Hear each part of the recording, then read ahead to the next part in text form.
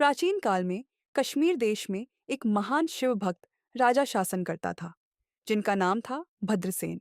वे शिव के अनन्य उपासक थे, जो रुद्राक्ष धारण करते, भस्म रमाते और सदा शिवलीलामृत का श्रवण करते थे। उनका न्यायप्रिय और धार्मिक शासन संपूर्ण प्रजा को सुखी बनाए हुए था। उनके राज्य में अन्याय का कोई स्थान न था। वे प्रत्येक दिन शिव पूजन करते, ब्राह्मणों को दान देते और अन्न छत्र चलाते।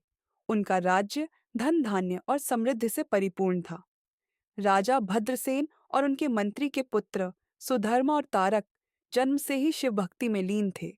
बचपन से ही उनका मन संसारिक सुखों में नहीं, बल्कि शिव उपासना में रमता था। वे वस्त्रालंकार और राजसी विलास से विमुख थे।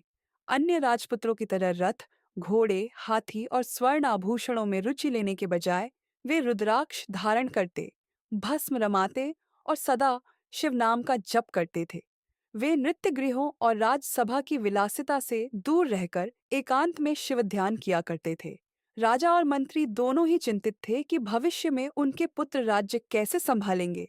वे सोचने लगे कि इनके इस वैराग्य भाव को कैसे रोका जाए। राजा भद्रसेन की इस चिंता को दूर करने के लिए एक दिन पराशर ऋषि स्वयं उनके महल में पधारे। राजा और मंत्री ने साष्टांग प्रणाम कर ऋषि का स्वागत किया और अपनी चिंता व्यक्त की। पराशर ऋषि ने ध्यान लगाया और राजा को उनके पुत्रों के पूर्व जन्म की कथा सुनाई। साल्टे। यह कथा महानंदा नामक एक महान शिवभक्त स्त्री की थी, जो कश्मीर राज्य के नंदग्राम में रहती थी। वह अत्यंत सुंदर, धनवान और शिव भक्त थी। उसने अपने नृत्य गृह में स्वयं शिवलिंग स्थापित किया था और प्रतिदिन वहां नृत्य एवं भजन करती थी। उसने अपने पालतू कुक्कुट, मुर्गा और मरकट बंदर को भी शिव आराधना सिखाई थी। वे दोनों भी प्रतिदिन शिवलीलामृत का श्रवण करते थे और शिव नृत्य में भाग लेते थे।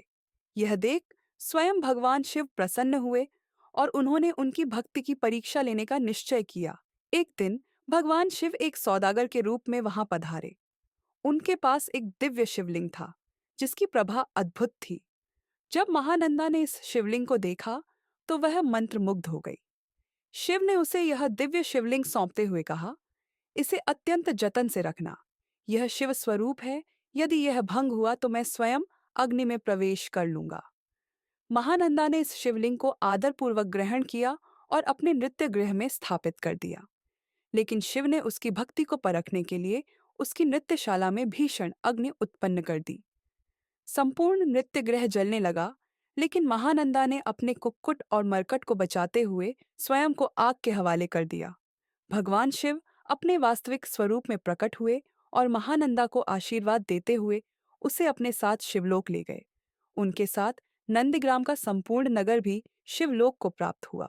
पराशर ऋषि ने राजा भद्रसेन को बताया कि सुधर्म और तारक वही कुक्कुट और मरकट हैं, जिन्होंने अपने पूर्व जन्म में महानंदा के साथ शिव भक्ति की थी। उनकी भक्ति के प्रभाव से उन्हें इस जन्म में राजा के पुत्र के रूप में जन्म मिला। राजा भद्रसेन और मंत्री ने इसे सुनकर अपने पुत्रों के वैराग्य को स्वीकार कर लिया और उन्हें शिव भक्ति में मुक्त कर दिया। एक दिन पराशर ऋषि ने राजा को बताया कि उनके पुत्र सुधर्म का जीवन केवल 12 वर्षों का ही है। यह सुनते ही राजा अचेत होकर भूमि पर गिर पड़े। उन्होंने ऋषि से उपाय पूछा तो उन्होंने कहा कि केवल सहस्त्रों रुद्राभिषेक और महामृत्युंजय जाप ही उनके पुत्र को मृत्यु से बचा सकते हैं। राजा भद्रसेन ने तुरंत अनुष्ठान प्रारंभ किया। सहस्त्रों ब्राह्मणों द्वारा 7 दिनों तक रुद्राभिषेक कराया गया। 7वें दिन जब यमदूत सुधर्म को लेने आए, तो शिव के दूतों ने आकर उन्हें रोक दिया और यमराज से कहा, यह बालक अब 10,000 वर्षों तक जीवित रहेगा। यमराज ने शिवदूतों के आदेश को स्वीकार कर लिया और सुधर्म का जीवन काल बढ़ गया। इस अद्भुत चमत्कार के बाद राजा भद्रसेन ने अपने पुत्र को राज्य सौंप दिया और स्वयं अपने मंत्री के साथ तपोवन चले गए। वहां वे शिव आराधना करने लगे। अंततः शिव ने उन पर प्रसन्न होकर उन्हें शिवलोक में स्थान प्रदान किया। भद्रसेन और उनका मंत्री भगवान शिव के साथ सदा के लिए शिवरूप में समाहित हो गए। यह कथा हमें यह सिखाती है कि जो सच्चे मन से शिव की उपासना करता है, वह जन्म मरण के चक्र से मुक्त होकर मोक्ष प्राप्त करता है। रुद्राभिषेक महामृत्युंजय जाप और रुद्राक्ष धारण करने वाले भक्तों की आयु बढ़ती है और वे शिव कृपा प्राप्त करते हैं। शिव की भक्ति ही परम कल्याणकारी है। जो भी इस कथा को पढ़ता या सुनता है, उसे अनंत पुण्य प्राप्त होता है और वह शिवलोक में स्थान प्राप्त करता है। हर हर महादेव।